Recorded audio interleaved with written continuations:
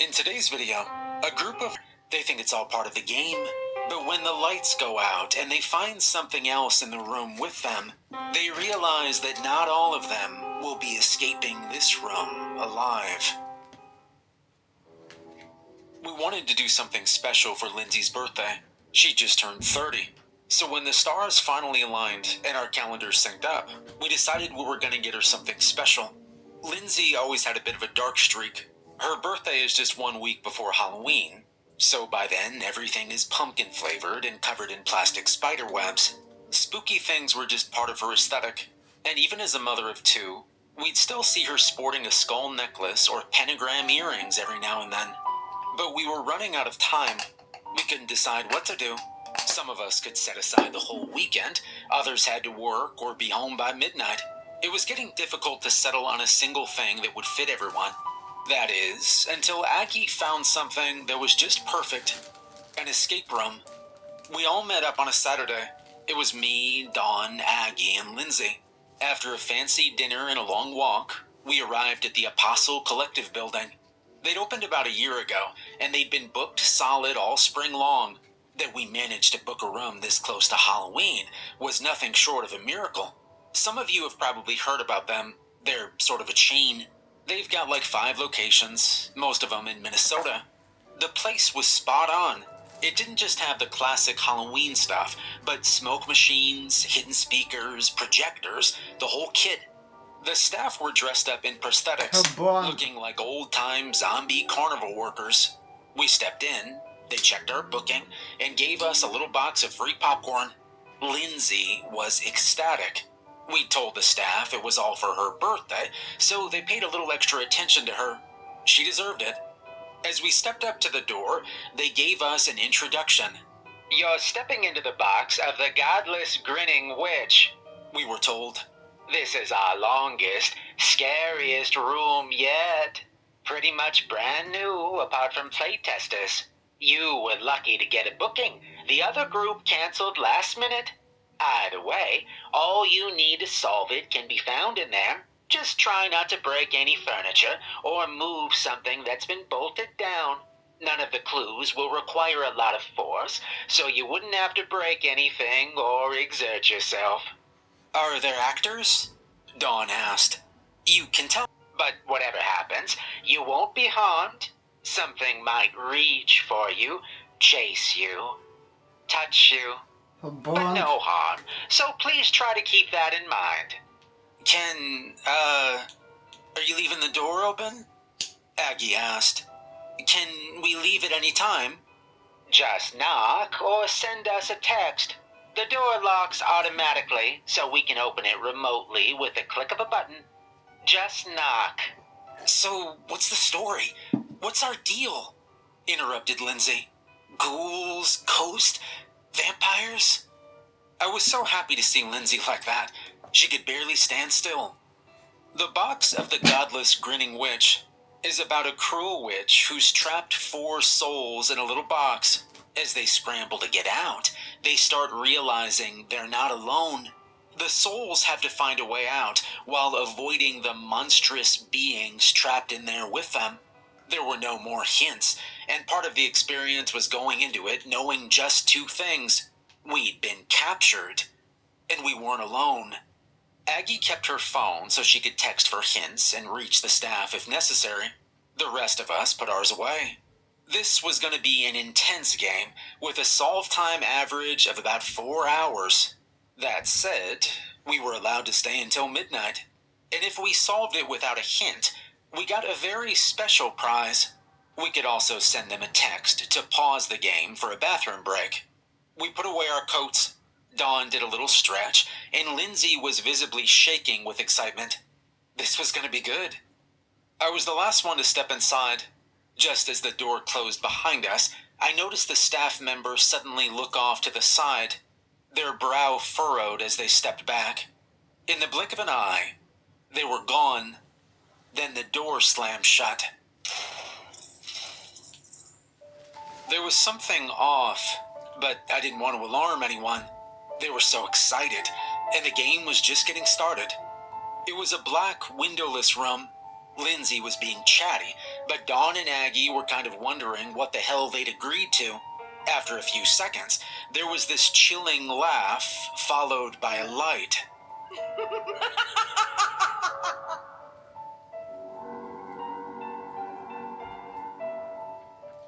They'd installed a video projector in the ceiling. The entire room lit up as we looked up to see a video of an impossibly large woman looking down on us, like we were the size of a Rubik's Cube in her hand. She had these sunken, joyless eyes and a wide grin that stretched ear to ear, clearly CGI. Far above her, we could see the full moon. As an effect, it was pretty impressive. "I think she's based on a local legend," said Aggie. "Some kind of pilgrim myth. I've heard about this." As the grinning witch put her hand over us, the room went dark once again, and electric torches flared up along the walls. The game was on. There were all kinds of items around. Paintings, carpets, chests, tables with strange runes. Classic escape room stuff. We all split up and started looking through whatever we could first get our hands on. Aggie found some kind of pamphlet and started calling out names. Dawn found a set of numbers under a chair. Lindsay was just soaking up the atmosphere, trying to find clues in the paintings. About 30 minutes in, there was this awful sound. A rattling cage, followed by snapping metal. There was a loud moan and approaching footsteps. There were a few spots in the room that were obvious hiding places, so we hurried inside. Lindsay couldn't stop giggling, and even I felt my pulse racing a bit. But nothing happened. The pre-recorded noises came and went. There was this disconnect, like a pair of real footsteps were supposed to sort of take over the sound. But nothing happened. We just hid for a couple of minutes, then stepped out. "Did we miss something?" Dawn asked. There was a pregnant pause as we looked around the room. Nothing. Strange. We made decent progress. We found a set of keys that opened a chest, which revealed a black light disguised as a candle. Using it, we found a set of codes to decipher using a set of runes. We found out there was a touchpad behind a painting, which we could use to write a code that in turn opened a small side room full of clues. So yeah, decent progress. Then again, we heard strange noises, rattling chains, loud moans, and thundering footsteps. We figured this was it, that the previous one had just been a warning. So again, we rushed to our hiding spaces. And again, nothing happened. This time, something was clearly broken. There was a recorded voice coming from the ceiling. "I think he likes you," it whispered. "Like hell he does." Aggie frowned. "He's not coming out." "Relatable," grinned Dawn. "I'm using the bathroom. Text him." Aggie texted the staff as Dawn pulled on the door. It was still locked. "Wait," and charged. I stepped on my own feet and stumbled backwards. If it hadn't been for Lindsay still holding my hand, I would have gone down like a sack of flour. Instead, I barely stayed on my feet as we rushed to the other side of the room. "Still down there, playthings?" The recording in the ceiling spoke. "Will you not give up?" As the video played above us, the light in the room shifted. Whenever she was more in frame, the light grew more distant. When she moved back, the full moon came into view. "He'll get you, playthings." The narration continued. There was blood on his jacket. Fresh blood. As the video finished, we'd ran a full lap of the room. We were back at the door, and this time he was charging straight ahead. At the last second, Lindsay let go of my hand, and we fell to the side. The boar man ran straight into the door. It seemed to upset him, as he focused all his rage on it. Pounding, tearing, biting, all the while roaring like a wounded animal. His joy was gone. This was frustration, hunger. It didn't take him long to break the door open, and as light flooded in, he turned to look down the hall. The brightness from the street outside seemed to scare him as he turned off out the back. Lindsay and I stayed on the floor a couple of seconds just to ensure ourselves that the thing was gone. We eventually crawled out the door, ready to run. There were bloodied handprints on the walls, something resembling a fingernail, blood spatter on the ceiling. We ignored it all, got up, and went straight for the exit. We were about 40 feet from the door when we heard that voice again, the voice that had guided the Boar Man. Neither of us turned to see him. We just had to keep going. "Tell them," he said. "Tell them there will be no more carnival games in the name of her ladyship. Tell them to fear. Tell them all. Tell them to fear the grinning witch." He started to laugh so hard he couldn't breathe. And then we burst through the doors and into the night. And far behind us, the laughter faded. Putting it all in writing feels a bit weird, like I'm telling someone else's story. But Lindsay is as real as the last time I met her, and I don't think we'll ever overcome this. I still feel myself stopping at random times, listening for footsteps. Lindsay's developed a sort of claustrophobia. No more locked doors, ever. The police chalked it up to an armed robbery. The security cameras picked up 4 intruders getting in through the back door, 3 hooded figures, and a large masked man in a varsity jacket.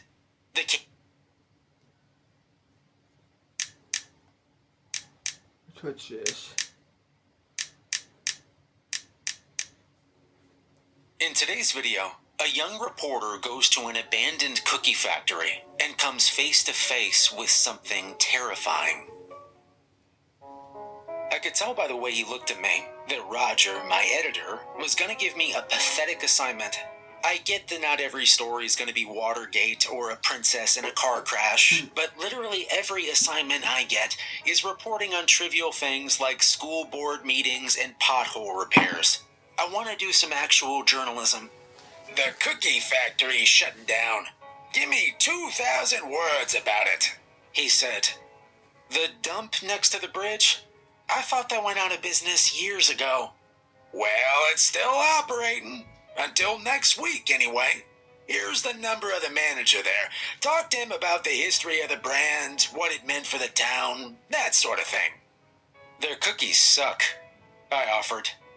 2,000 words. "Blue Monster brand cookies suck. Factory to close. Only 1,992 words to go," I said. "I'm sure you'll come up with something. Do some actual journalism," he replied. I called the cookie factory manager, a guy named Bruce. We set up a time for a visit on Thursday. I spent all day Wednesday doing some actual journalism at the library. I found a microfilm of the Monitor from 1952 with a story about the grand opening. Since they were in business for so long, I figured there had to be something that happened over the years that I could dig up. An industrial accident that was covered up, or some no longer acceptable business practice that they clung to for longer than they should have. Something.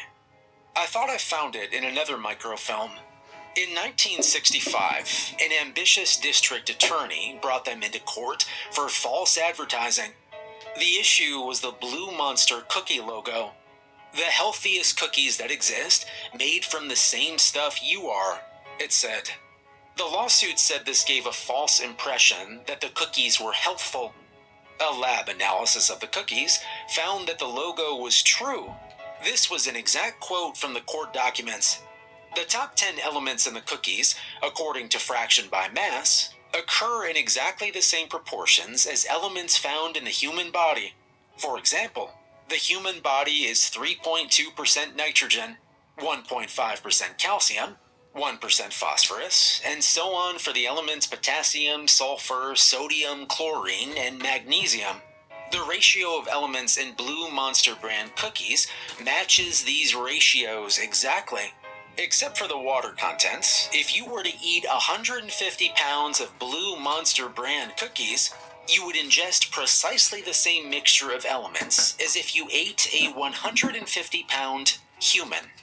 The ambitious district attorney lost his case, and Blue Monster brand cookies kept the logo, made from the same stuff you are, until 1973, when the movie Soylent Green was released. On Thursday, I showed up at the factory with nothing. No uncomfortable questions about some shady part of the company's past. No old accusations of wrongdoing on the part of management. No ugly union disputes. My research uncovered nothing but nostalgia about the brand and how great the factory was for the town's economy. I had almost nothing. The Monitor's photographer, Sam, came along. He was planning on taking artsy black and whites of the crumbling factory, the rusty Blue Monster sign on the roof, the last batch of cookies to come out of the ovens. When we arrived, I thought we somehow missed the closing. The gate was padlocked, and nobody was around. The parking lot was completely empty. Shouldn't someone still be working here? I called Bruce, and he met us at the gate. He was an old guy, in his late 70s for sure. "Oh, sorry. Forgot I locked that." He fumbled around in his pocket for the key to the gate, and eventually managed to let us in. He walked us back to his office, a second-floor room with a window overlooking the production floor. Some of the machinery on the floor was running, although nobody was around to tend it. Bruce sat behind his desk. "It's a shame we're closing, Cookie?" He offered Sam and I each a Blue Monster brand cookie. I took the tan disc and bit into it. It was exactly as gross as I remembered from when I was a kid. These are great cookies," Sam said. "I'm really gonna miss them." Sam was such a tool. "Yeah, made from the same stuff you are, huh?" I said cheerily. "That's right," said Bruce. "I never changed the formula. It's just the same as when we started production in 1952. "Wait," I said. "You never changed the formula? You personally invented these cookies?" "That's right. They flew me here straight from New York. Told me to make cookies that, met the specifications. And here we are. What a ride," he said. "What were you doing in New York?" "I was a nutrition specialist. For the Bronx Zoo, believe it or not. Formulating balanced diets for the animals there." Do you mind if I take a look around?" Sam asked. "Take some shots of the factory." "Feel free, but be careful. If a door's locked, it's for a reason. We're shutting down, but there's still a lot of active equipment here," Bruce replied. Sam left Bruce's office, camera already at the ready. I began my interview. Time for some actual journalism. "Bruce, Blue Monster cookies never really took off nationally, or even regionally. They've always been a local brand. Why do you think that is?"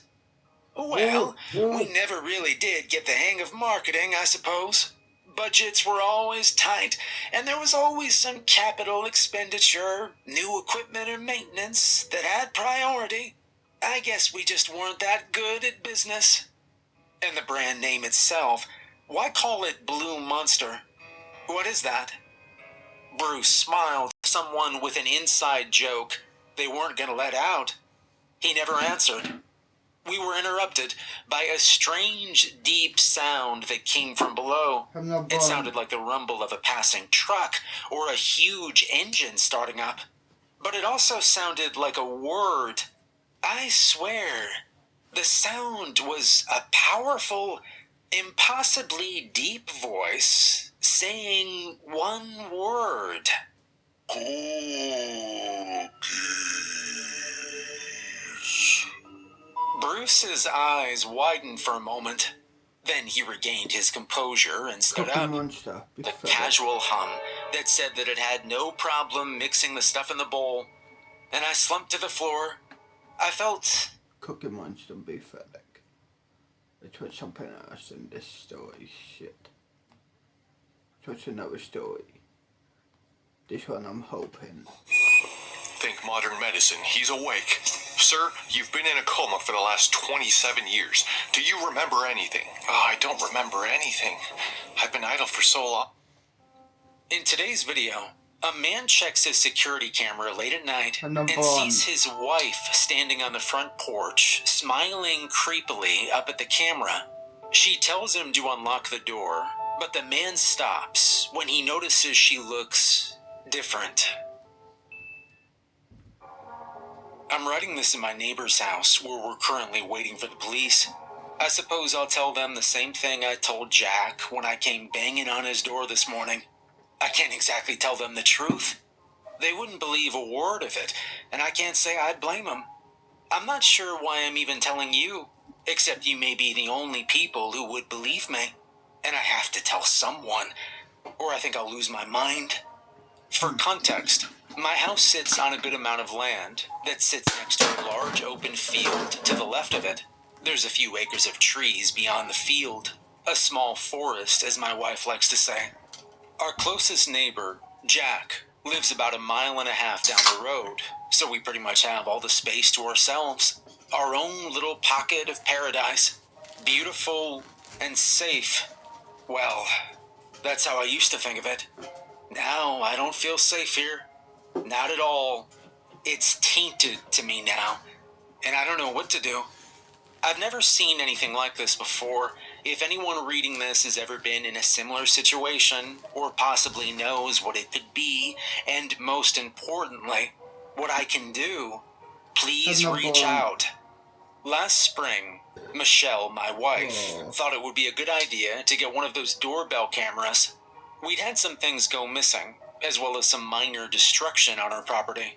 Nothing too serious, just a few broken flower pots and some missing lawn ornaments. I tried to tell her it was probably some teenagers from town, just finding something exciting to do, but she wouldn't hear of it. She didn't care about the flower pots or lawn ornaments that much, but she didn't want the situation to escalate into a home invasion. I thought that was a little dramatic, but I knew when to keep my mouth shut. So we bought the camera, and I installed it the same day, right up by our porch lights, so that we could get a view of the front door and as much of the front of our property in the shot as possible. After 2 days, we finally solved the mystery of the missing lawn decor. You probably already figured it out. If you guessed 2 raccoons, you'd be dead on. It was kind of hilarious watching them scooping up my wife's solar garden lights and carrying them off on 2 legs. Watching them running away with those bright blue bulbs in their hands like 2 little burglars was pretty funny. They even looked the part with those masks. Even Michelle couldn't keep a straight face. I wondered what they were doing with all the stolen goods. Maybe sprucing up their digs out in the forest. Michelle started putting out bowls of cat nibble, and amazingly, the thievery stopped. We still kept the camera up, though. Turns out it would come in handy.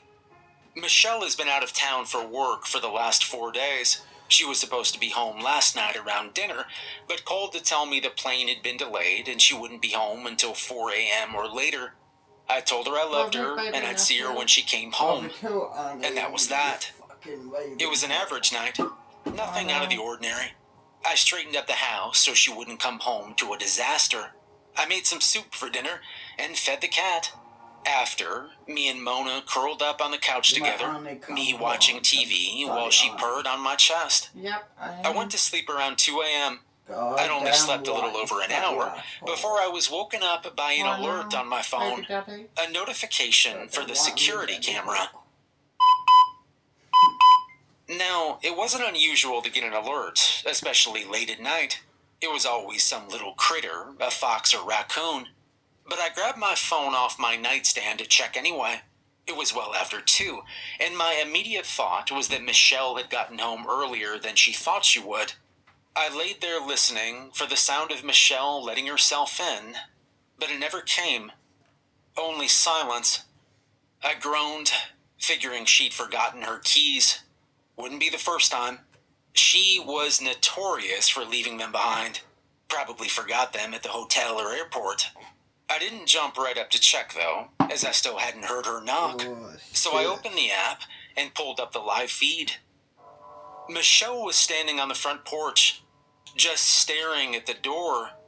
I sat up, about to go let her in, when something stopped me. It was her face. She was smiling. Not just any smile, but one that I'd never seen before. A weird, thin-lipped grin that stretched the width of her face, like someone trying to show off all their teeth. She stayed that way for a long moment, like a creepy mannequin. After a minute, her lips slowly puckered out into a pout, as though she were an upset toddler. She held that expression for a minute, then her lips dropped downwards, and a deep-set frown etched across her forehead. I sat there in bed, staring at my wife, practicing different facial expressions, as if she were brand new at such a concept. It was bizarre and a little unsettling. She continued to go through each movement, seeming to take her time with each one. You? Smile, Yeah, I do.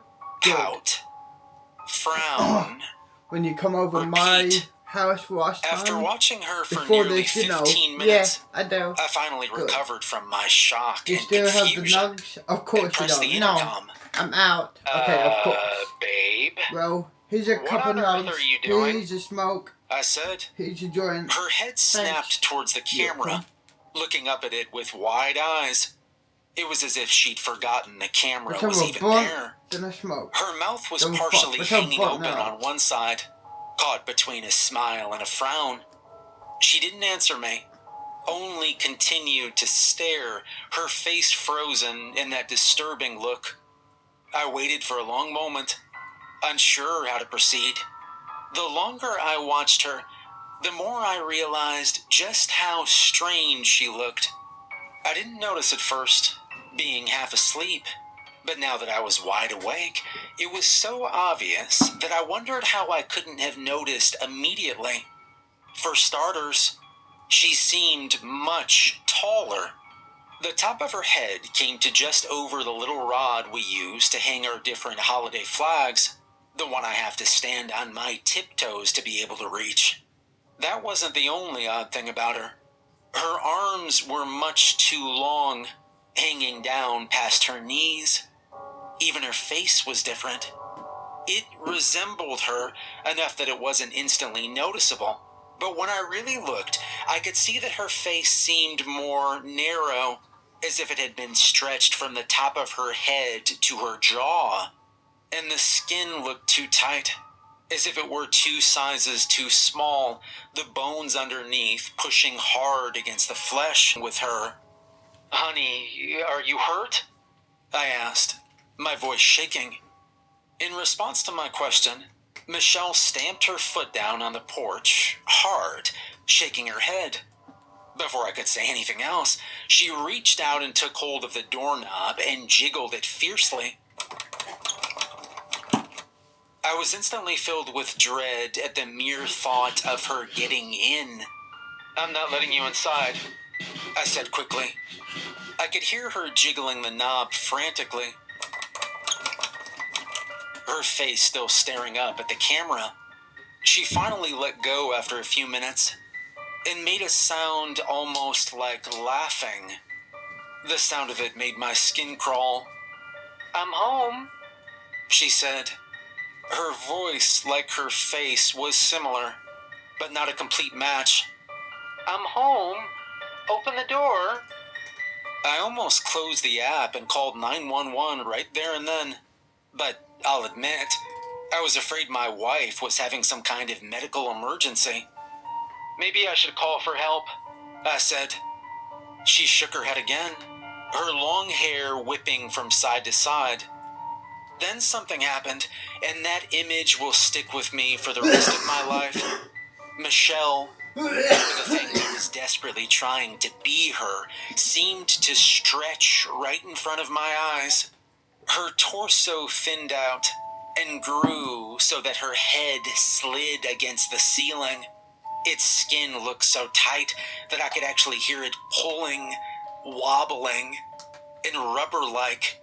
It had obvious trouble staying on 2 feet, but it managed. It tried to close its mouth, but it couldn't do it completely, and its jaw just sort of hung there against its chest. "I'm calling the police," I said, fear overwhelming me. The moment the words left my mouth, her face twisted in a look of pure hatred. It was like I could feel it radiating through the screen. I'd never seen such You hate catch a and rage pathetic in my life, skinwalker. certainly not on my wife's face. You're lucky, human. You catch a pathetic skinwalker. She killed your wife. It killed your wife, then mimic it. So, unfortunately, your wife is no more. You're now a single human man.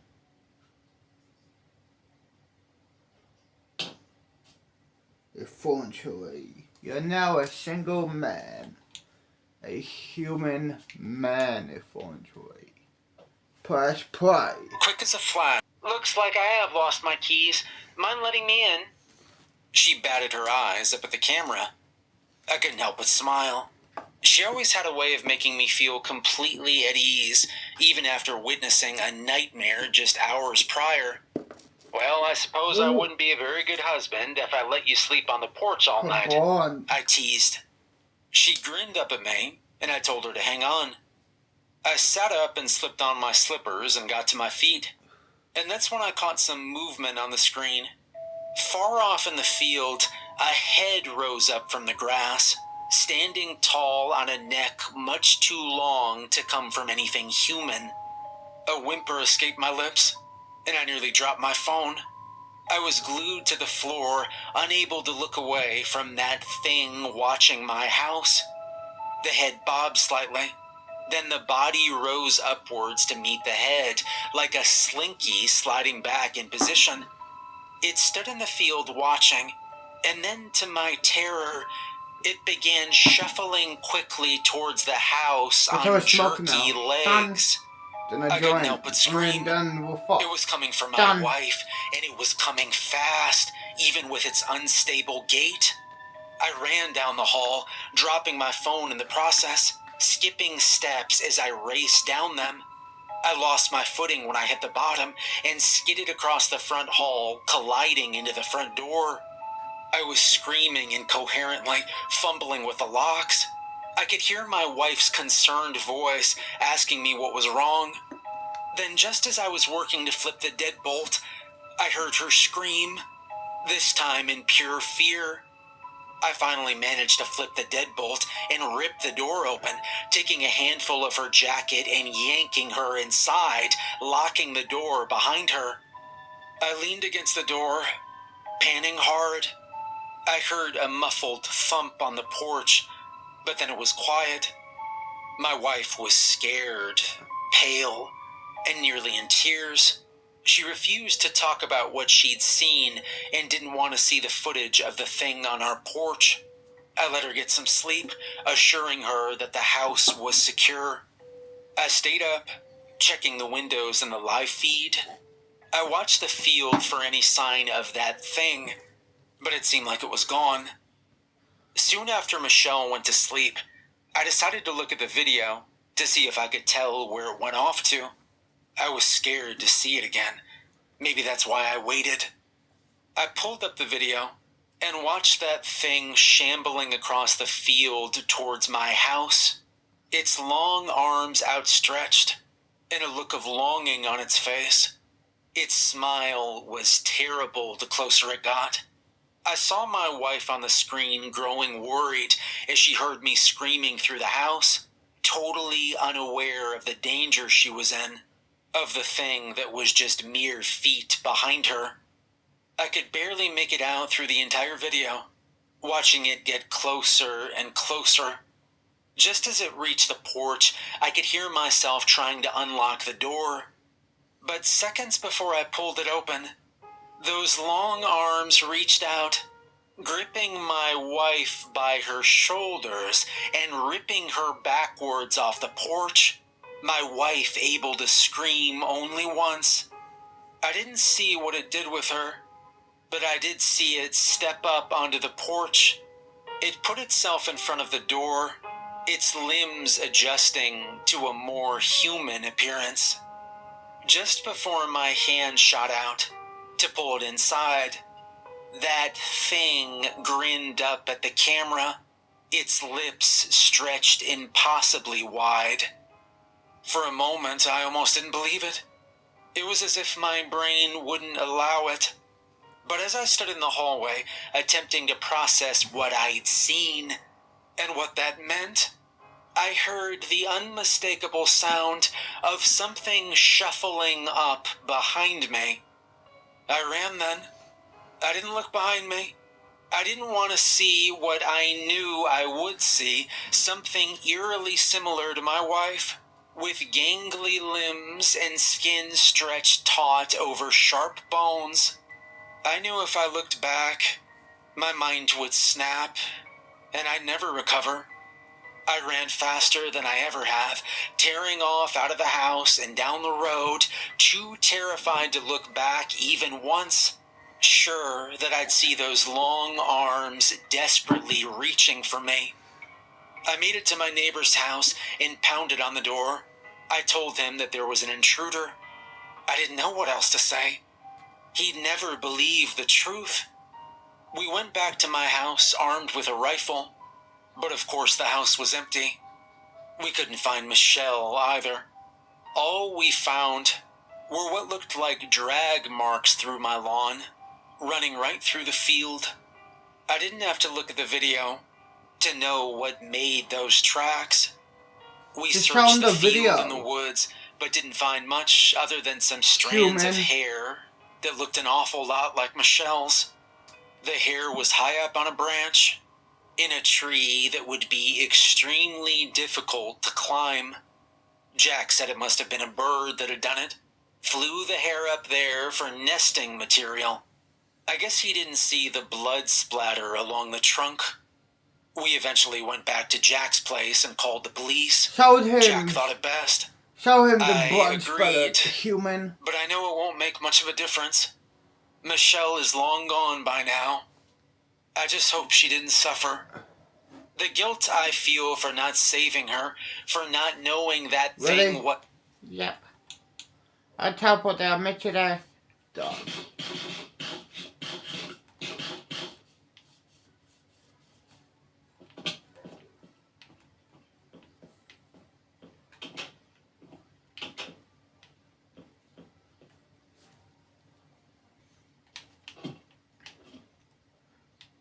Hey, ready? Yep. Let's do this then. Done.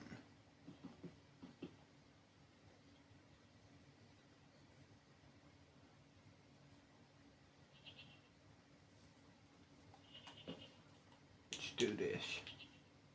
Done. Oh hi, it's the next day. Push play. America, the land of the free, right? Hello, everybody. I'm your host, That's what you Emily, do. and today we are counting down part 2 of our list of the top 10 prohibited areas in America no human can enter. Coming in at number 10, the Elite Disney 33 Club in Anaheim, California. Disney might be open to the public, but this area of Disney is actually off limits and reserved only for the elite of the elite. In Disneyland, located in Anaheim, California, there's an area that was built by Walt Disney, but he unfortunately never got the chance to enjoy it due to his death before construction was finished. Now, the club was originally created as a place for him to entertain important guests. Now, this area is still for important guests as the entry is invite only, on top of a $100,000 fee and $30,000 in annual dues. For those of you who have been to Disneyland, which I have not, by the way, you probably have walked through New Orleans Square, which is a replica of Louisiana's iconic city. Somewhere there, though, you'll find Club 33, a members-only destination. Now, the invite-only club has a wait list, and I doubt that I'll ever get to go there, but it sounds really cool. Number 9, the Hollywood sign, Los Angeles, California. I think you all know what I'm talking about when I bring up the Hollywood sign. Now, you might be confused. It's a huge tourist attraction. Yes, it is. signs, but there are areas around the sign that are prohibited. The closest you can get to the sign is behind and above the sign, where you can enjoy the fabulous view of the city. The sign is on rough, steep terrain, and there are barriers to prevent unauthorized access. In the year 2000, the Los Angeles Police Department installed a security system featuring motion detection and closed-circuited cameras. Any movement in the marked restricted areas triggers an alarm that notifies the police, therefore you cannot go and touch the sign. Access to other areas are restricted, and the area is heavily surveilled as it's monitored 24/7, as mentioned before, by the Los Angeles Police and Fire Departments and park rangers. Although some people have gone through security to vandalize the sign. I mean, does anyone remember Hollyweed on January 1st, 2017? Nope, just me? Okay. Well, it remains mostly prohibited. Number 8. Hart Island, Bronx, New York. Hart Island is located in the Bronx, New York, and is a 1-mile long strip of land in the Long Island Sound that has served many functions over centuries. The island's first public use was as a training ground for the United States colored troops in 1864. Since then, Hart Island has been the location of a Union Civil War prison camp, a psychiatric institution, a tuberculosis sanatorium. What put is it? I guess I'll see her whenever the fuck I see her, I guess. A month later, a week later, a couple of days later, a year later, hopefully not that long, but you know what I mean. I'll see her in a month, a week, who the fuck knows. But until we meet again, I will be chilling here, like wagon school and chilling in the city. Not here all the time, but not here, I mean, like on the chat all the time. If you meet me again, like a month later, a week, you know, a week later or whatever, I might be down that way, or at the beach over here, or somewhere in the city. You might see me whenever you see me again. A month, you know, like I said. I guess I'll see her whenever the fuck I see her, I guess. Bye for now.